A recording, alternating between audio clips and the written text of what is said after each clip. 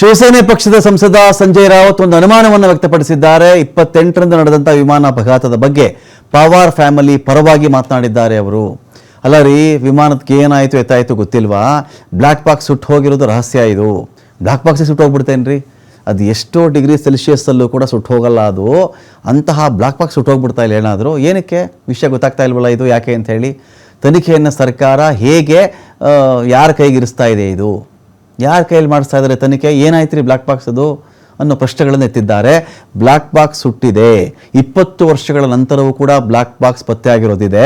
ಅಜಿತ್ ಪವಾರ್ ಅವರ ವಿಮಾನದ black box ಸುಟ್ಟು ಹೋಗ್ಬಿಟ್ಟಿದೆ ಅಂದರೆ ಹೇಗ್ರಿ ಸಾಧ್ಯ? ಇದು ರೋಹಿತ್ ಪವಾರ್ ಈ ವಿಷಯ ರೈಸ್ ಮಾಡಿದ್ದಾರೆ ಅಂದರೆ ಅದು ಗಂಭೀರವಾಗಿ ಪರಿಗಣಿಸಬೇಕಾಗತ್ತೆ.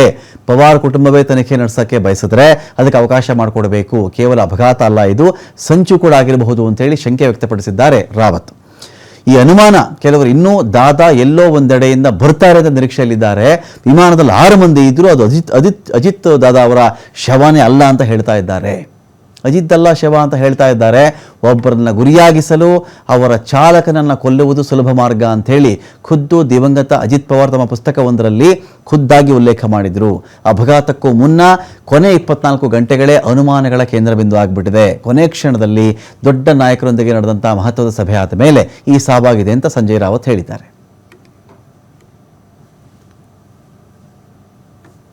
बात ऐसी है कि रोहित पवार उस फैमिली के महत्वपूर्ण सदस्य है. वो विधानसभा के मेंबर है. उनको ज़्यादा समझ है टेक्निकल बातों में. वो रिसर्च भी अच्छा कर लेते हैं. अगर उनके परिवार के मन में कुछ शंकाएं है तो उनको पूरा अधिकार है. और सरकार जो जांच कर रही है उनके ऊपर अगर परिवार का विश्वास नहीं है तो अलग से जांच प्राइवेट एजेंसी से कर सकते हैं.